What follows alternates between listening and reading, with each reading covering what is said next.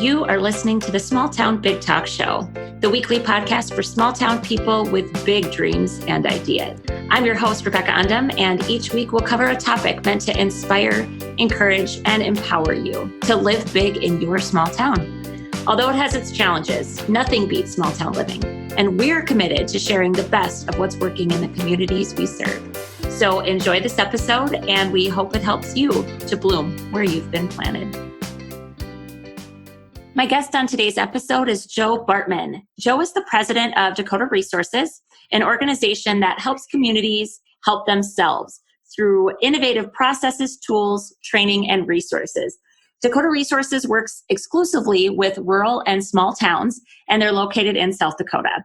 Joe joins me on the podcast today, and no kidding, we run the gamut of lots of topics related to the vitality and vibrancy of small towns. But specifically, we're talking about how, as a small community, we can start to shift the mindsets of the people that live there, people that are in positions of leadership, so that we can all agree that the only shared vision that a small community really needs is the belief that everybody should love the community that they live in. He is a brilliant guy with lots of fantastic nuggets. So get out some paper, be ready to take some notes.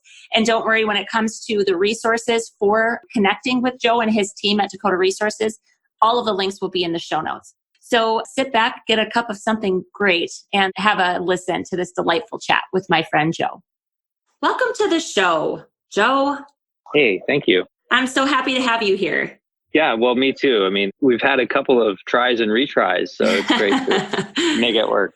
Well, and I know you're traveling, doing your thing, so thanks for making the time for us. But ever since I first came into contact with your organization, and I've shared quite a bit about my experiences with your team at Dakota Resources, but I have felt an alignment with not only the work that you're doing, but you guys as people, you guys and gals, just a great team of people that works with you at Dakota Resources. So I'm excited to chat with you about kind of all things rural, but we really discussed that, kind of the focus on entrepreneurship and what role fostering and nurturing new entrepreneurships in small communities, what that really means to the future of small towns. So let's start there and see where we go. So what's your general take on it and all the work that you've been doing?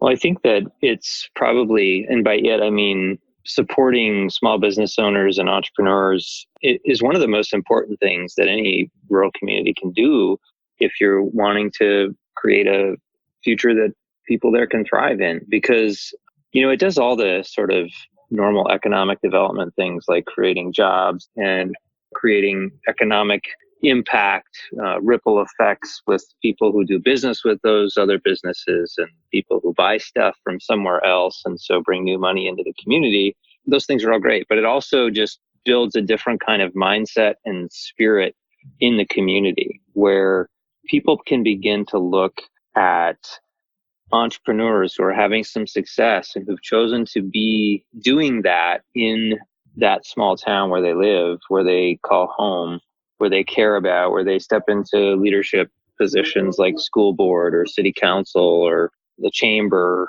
board or something like that. And it can be inspiring to everybody else in the community, even if they're not interested in entrepreneurship or interested in growing a business of their own. So I think it's, for all kinds of reasons, it's a super important piece of the puzzle. Yeah. So I totally agree. Can we come back to the phrase that you used was a different mindset. Mm-hmm. Can you elaborate on what that looks like? Because that's the thing that I get really fired up about when I think about the strength of what already exists in all of our communities. We've got all these people, and people are, to me, at least, again, this is kind of my flag that I plant. Like, people are the thing that always have and always will be the difference makers, right? People are the ones that carry out strategy. We're the ones that create culture.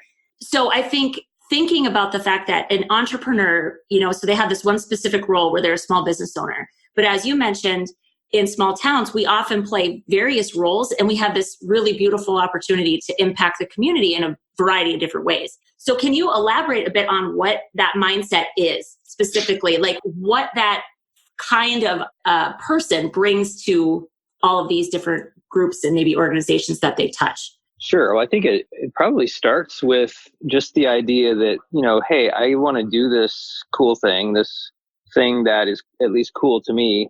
and I want to do it here.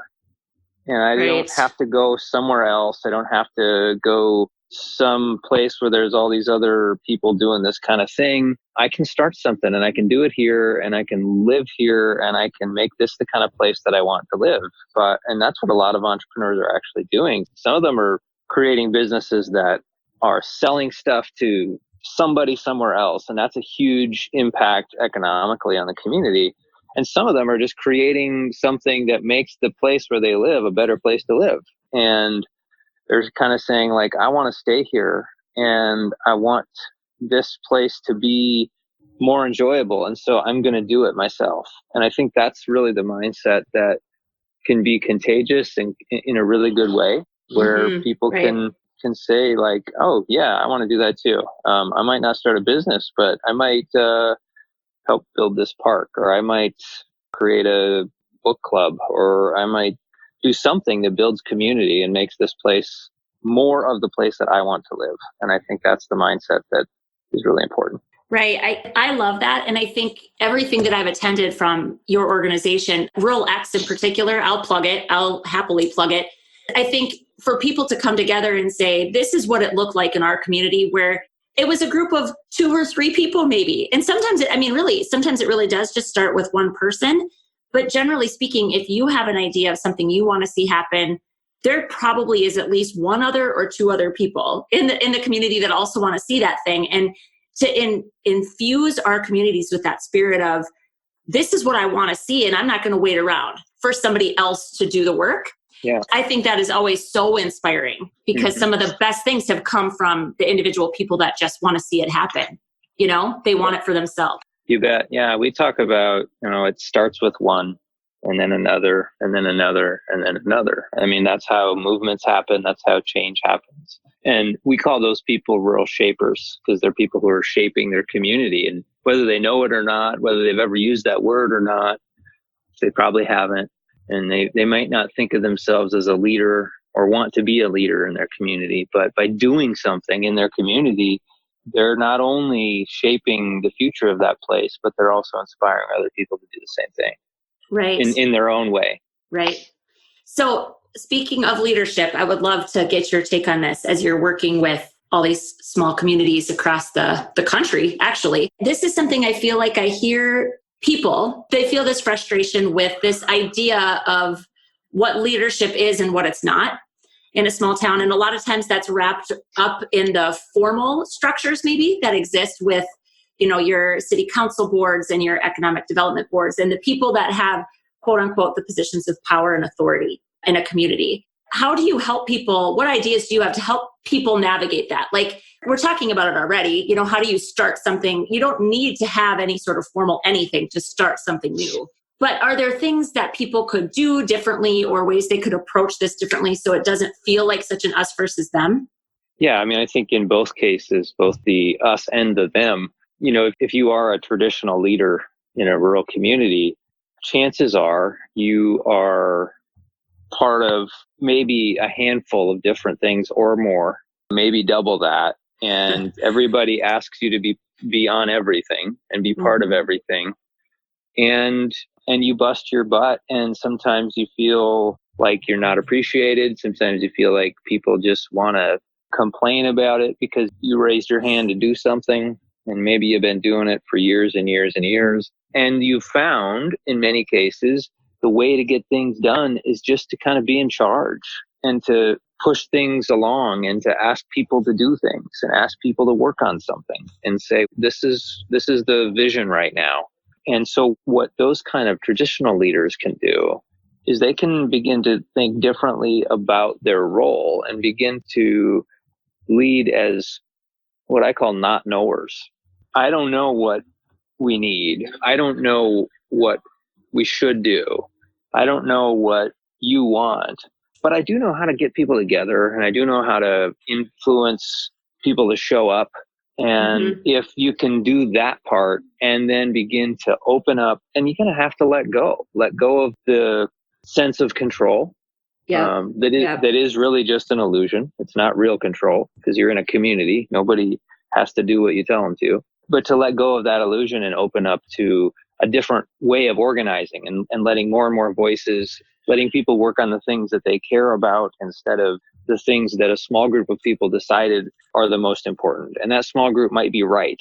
But if we take that short list to the community and say, these are the things, now sign up, we have a lot less success than when we say, we know we all want to make this a better place for us. So what do you want to work on and how can I help? How can I support it? And if you're going to be the other side, if you're somebody who hasn't been one of those traditional leaders and hasn't really jumped into the fray, but you want to make a difference, then just start something, just do it. I mean, that's the thing. You don't need permission. People think you do. In most cases, you don't. You don't need permission to just start something and see who else wants to work on it with you and find out who tried to work on it before and what they've learned. And if you try to include them from the beginning, it's amazing the kinds of things that people can do. Yeah. Oh gosh, you have said so many things that absolutely resonate with me. And I think the biggest thing that you're highlighting here is that there really isn't an us versus them. I think that there is that mentality, it's that feeling of, well, if these people don't agree or these people don't agree or they don't like it, then we can never do it. That's an illusion. That's as much of an illusion as the people that think they have control and power. It doesn't work like that. And I think that's something I really aim to do. I've used the phrase being a bridge before. How do we be a bridge between the beautiful traditions and all of the history that has made our community what it is, and bridge that with the innovation and the creativity and the nuance of what the future might hold. And that's not easy. This isn't easy work, but it comes back to what you said, that we're all trying in the best ways we know how to make our community better. And I think if all of us can say, we don't know the right answer, but we know that we all care. And I mean, that's that finding common ground thing. It's such a big deal. And I just think sometimes we forget that, that the reason our tenured boards do the same things over and over is because they're tired. Sometimes they're just tired and they're burnt out too, but they originally said yes because they care and they want to see the community thrive, right? And again, for me, it just always comes back to people. Most of the problems are just people things. And sometimes being able to work through them. I also think you can combat a lot of fear with knowledge, and knowledge comes from asking questions, right? Just asking more questions instead of making those assumptions can really help too. Well, I think getting back to the mindset thing around entrepreneurship, I mean, that's really a big part of it. Is entrepreneurs are curious creatures by nature, at least the ones that we've worked with a lot. And that's another bit of the mindset that can shift. I mean, when you instead ask, why isn't somebody doing this, or somebody should do this? I have a friend, Tuesday Reinhardt. She spoke at Rolex a couple of years ago, and one of her catchphrases in her talk was, in communities, we should all over each other all the time. Yep. And I think that's really true. Like, somebody should, or whatever. And I think entrepreneurs are like, well, somebody's me. And right. And I wonder what would happen if we tried this. And I wonder what would happen if I did this. And I wonder if I just went to the city and asked for that, if they would say yes. So I think curiosity becomes a big part of that mindset that plays a huge role in communities shifting from this sort of, woe is us, we can't get anything done, we can't do whatever, to realizing that because we're a small town, we can do so much more, so much faster than a lot of bigger towns and cities and urban places. We don't have all the regulation and all the steps and all the people to go through. There's, you can give the mayor a call. You can call the economic development director and go have coffee, no matter who you are. Right. And I think curiosity is a big deal. Ask questions, get curious, wonder. Right. Feel free to wonder aloud, with other people in the room. One of my favorite phrases, and I hate that I cannot recall, Joe, where I picked this up or heard it the first time, but the start of the kind of opening everybody's mind up to something, the question of what are all the ways we can, and then fill in the blank, like whatever problem it is that you're trying to solve. I love that so much because it implies a couple of things, right? That there's actually ways to get the thing done that you want to do. And there's a we in there. So it's like saying everyone's idea is welcome here. Let's just brainstorm it. And that's something, I don't know if you find this, but I feel like that ability to spitball and just throw stuff at the wall and see what sticks, that just general kind of free thinking, self-expressive way of being doesn't come naturally to a lot of us. Do you feel that way? Do you feel like people kind of need to be taught how to think like that in some cases anyway? Yeah. I mean, I think that, I don't know if I'd use the word taught. I think people just need to maybe strong, right? Be given permission, right? Like, totally. Just like, hey, we can do this. And I think one of the things that holds us back in that is this idea that there's one solution, right, to every problem. And we got to just find that one solution. And then we all have to get, on the same page about our vision and our one shared vision for the future of this community. And the truth is, there's no such thing. If you live in a town of 500 people like I do, there's 500 different visions for the future. And none of them are right or wrong. Right. And so that's the kind of, I think, retraining or teaching that we can do for each other is really just like, look, just because you want to do this thing doesn't mean I can't do this other thing. And doesn't mean that you have to be my enemy or because you don't like this idea I have doesn't mean that we're going to, stand up at the city council meeting and yell at each other. We can just sit down and have conversations about it. And we can agree that, you do this thing you care about and I'm going to do this thing over here I care about. And let's see who wants to help both of us. Yeah, I love that so much. And I think that's and I'll even admit that I think I maybe cling a little too tightly to the idea of shared vision, and yet that becomes a super daunting task. So we have 1,800 people. Imagine a community of 100,000 people. How do you ever get total alignment? But I think what we could maybe look at is, could we all agree that everyone deserves to love their community? Right? Yeah. So that's the shared vision. Like, the shared vision isn't what the community looks like. It's a place where everyone can feel seen and heard and valued and like they belong and that they truly love being here. Exactly. Absolutely. Absolutely. We're never going to all agree. This is the thing that it took me way too long in my career to realize. And that is that when we say we have a shared vision, we're just pretending. And so what I hear you talking about is exactly right. And that to me is like, it's like thinking more about the principles and the commitments that we make to each other as a community and less about these are the projects we have to do. Right. If we're going to win. Right. Yeah. I love that idea too. Like, what does winning even mean? When I think with the work that I'm trying to do locally here now, I have a regional outlook. So it's not just my immediate community, but it's the community that's 30 or 40 miles away, right? That they're struggling with the same thing. And I think, how do we all come together and support one another? There are people that are adamantly opposed to that, just by the very nature of the idea that if Oaks as a community gives something that allows Lisbon next door to us to win, that means we've lost somehow. Right. And and do you see that a lot, Joe? Because I mean, even in my own little community here, I've heard people say that. Well, like ultimately, we still want to be better than all of our neighbors. I think that's logical to a degree, but what have you seen, or, how do you hold both of those things at one time? Because I just think we're all struggling and we're all limited in resources for sure, right? All of these small communities in a small region, what are your thoughts about that, kind of that tension? Yeah, well, I mean, you're totally right. It is the situation. I mean, everybody is feels like they're in a shortage, whatever kind of shortage, 100 different ways.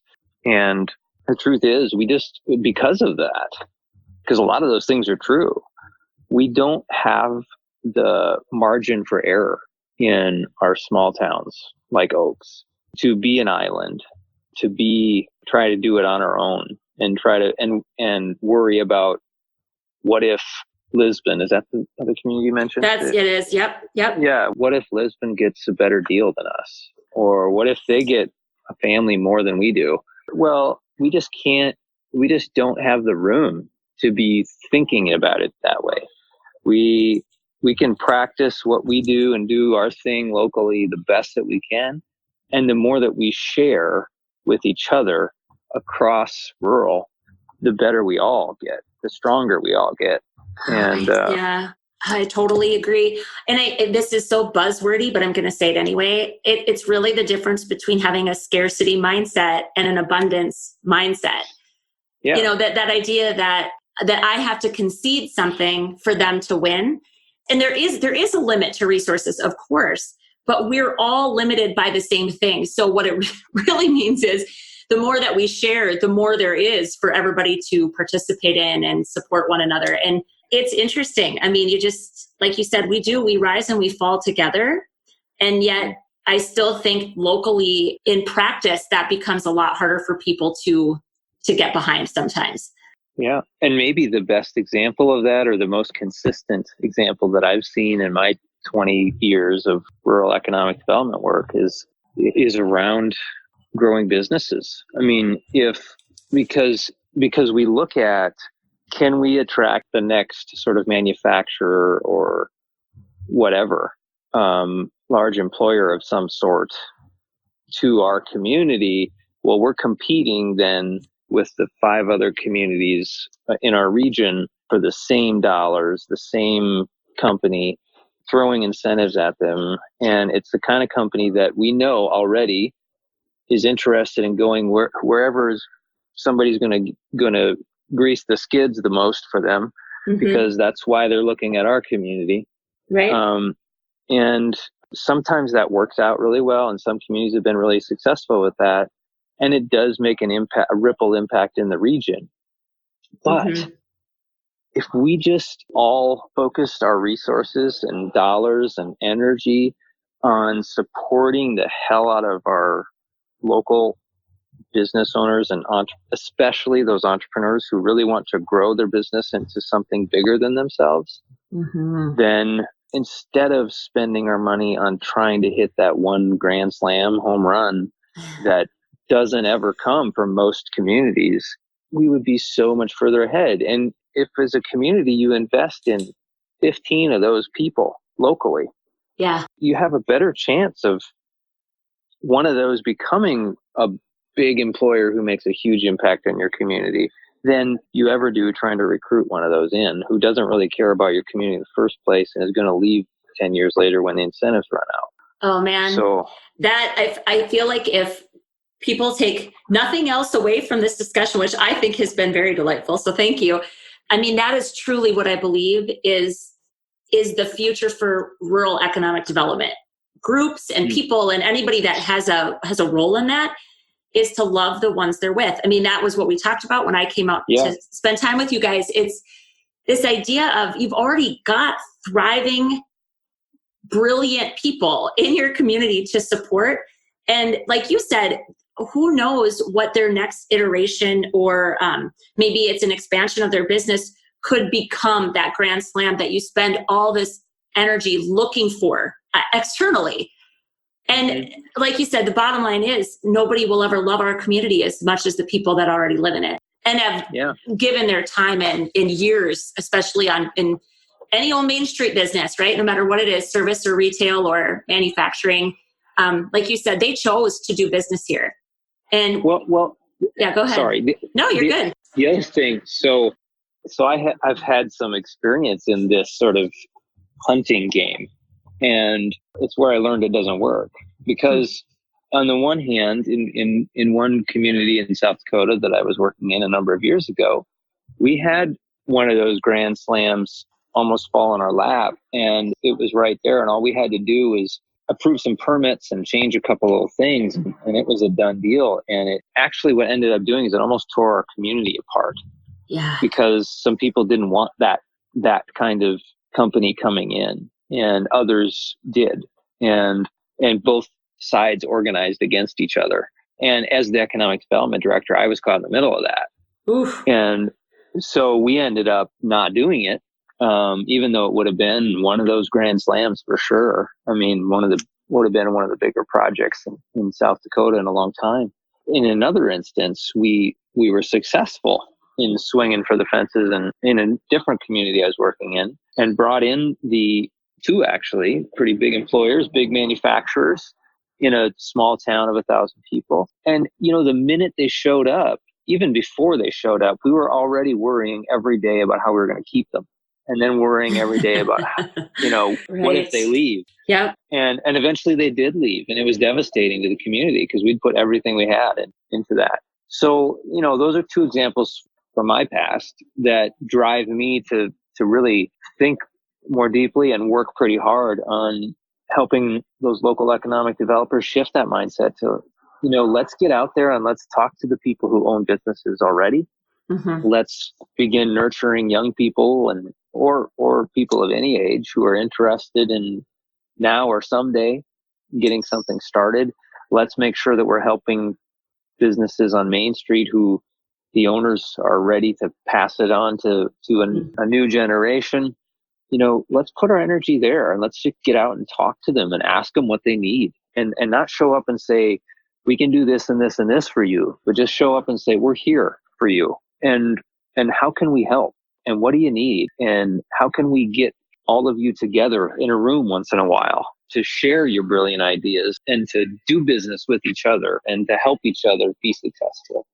And who else do you know? Who's somebody like Rebecca, who's out on the farm doing this business that maybe nobody in Oaks knows about? I'm sure that's not the case, but it is the case in a lot of places where there's a whole bunch of people who are like you, who are working from their homes, and people don't even know that they're doing these things all over the country. We have to get out there and have those conversations and find them and connect them with each other and support them in the ways that they need help. And as economic developers, we have these big assumptions about what you need, and we don't know what the hell you need, but you do. Right. We need to get out there and ask you. Well, and I think, so that goes completely back to that making assumptions versus being curious, and honestly assuming that you don't know anything, right? Yeah. Just taking on that mindset of like, I really don't know, but I care and I'm here to help and I believe that you do. I think another thing that's kind of interesting is sometimes I think small business owners and entrepreneurs, actually, it's not that they don't know what they need, but what they can identify are their struggles, which ends up helping you, figure out maybe what could support them differently, right? Because I think this is another part of it too, is that a lot of times they're so used to not being asked or having to just like bootstrap everything without, so that sometimes I don't even think they know what's even appropriate to ask for, right? Yeah. And I think it'd be so cool if we could all get to a place where anything you need is ask the questions. That's what I was kind of going back to at the very beginning of all this with mindset, that willingness to try and test and maybe fall flat on your face and do it publicly and be like, it's okay, because we learned from that. Like all of us, anybody watching it, everybody involved with it, we all learned from it. But man, and I don't know if it's just Midwest stoicism, or I think that's definitely part of it. I don't think we can pin it directly on that. But sometimes I just think small towns feel like a petri dish, right? Everything you do is being closely monitored because you're small. And there's just literally not enough distraction for people. So even though we all know that we learn by failing, I think we actually all know that, it's entirely different to practice it. Don't you think? Well, yeah. And another one of those mindset shifts that entrepreneurs can often help a community with is sometimes people are afraid to start a business because they're afraid to fail, but because they're afraid of what will happen, what their community will think of them if they fail. Right. And so as a community, we can be really supportive in just saying, hey, it's okay to fail. What's the next thing you're going to try? Yeah. What's next? Yeah. Right. So you messed that up, but I bet you learned some great stuff. So how can we help you to try the next thing? Yeah, it is. It's a totally different way of thinking about business development and startups. And this is honestly why our friend Becky and Deb are so big on starting small, right? Like whatever it is that your idea is, you start it small in a tiny way And then the failure isn't colossal. If it doesn't work out, you're not out a bunch of money and a bunch of time. And I still feel like there's somewhere kind of in the middle of that, because sometimes I think there's something to be said for swinging for the fences. But it really is that question of how many people have an idea that they're not acting on completely because of that fear and looking stupid and feeling like the entire community thinks you're an abysmal failure. Those are things that we as a community, everyone can get better at making it safer and feel less scary. Well, and the other thing that we can make safe, and this is something in working with entrepreneurs across rural South Dakota primarily that has become really clear, is that a lot of them are afraid to step into leadership roles in their community because they're afraid it'll hurt their business if somebody doesn't like the decision they make.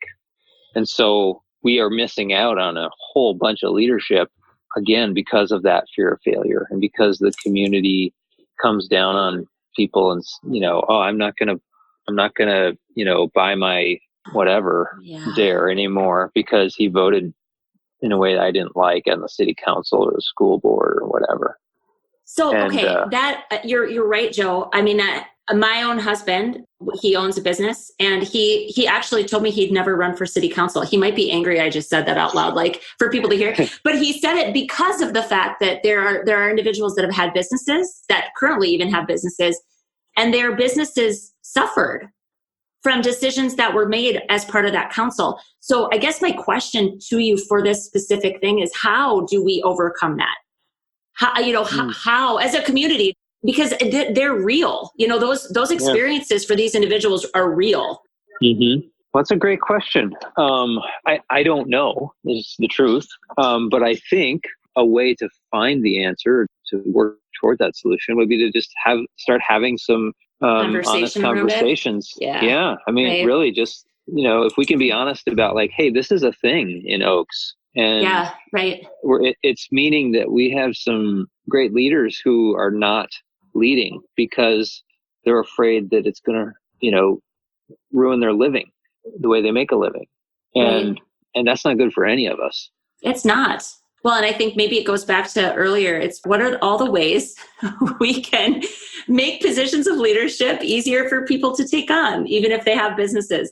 Because I think you're right. I think it is something that it's like just pockets of people know that. And then it becomes the way it is in our community, right? Like it happened once, someone really did get burned. It was a legitimate challenge for them. And then it becomes, well, don't get on this board, don't get on that board, because this is what'll happen to you, right? It becomes like lore, like local urban legend. And I just think that, like you said, it comes back to then bringing that out into the open and saying, if we were to have an honest conversation about it, is that right? Or is that fair that this happened to this individual? And, like you said, is this who we want to be as a community? Yeah. And I just say, I don't know that we're having those conversations, except of course, behind closed doors and around proverbial water coolers, maybe, on podcasts. Yeah. Right, exactly. Here we are having it on. Well, at least this isn't behind an entire closed door. People can weigh in, but such good stuff. I'm so glad that it worked out for you to come on, and I'm already just leaving the door wide open. This is a standing invite, Joe. I enjoyed it. Welcome back to chat any old time. So I told you from the outset that I don't do like scripted questions. I do have one question I kind of like to end it with, and I didn't prep you for this, but I feel like you're going to have a ready answer. Okay. So I apologize for throwing this at you, but I would love to know what living big in a small community looks like to you, what it means to you. So I think to me personally, it means that I am able to be whatever I am, I think, economic developer, nonprofit leader, change maker of some sort.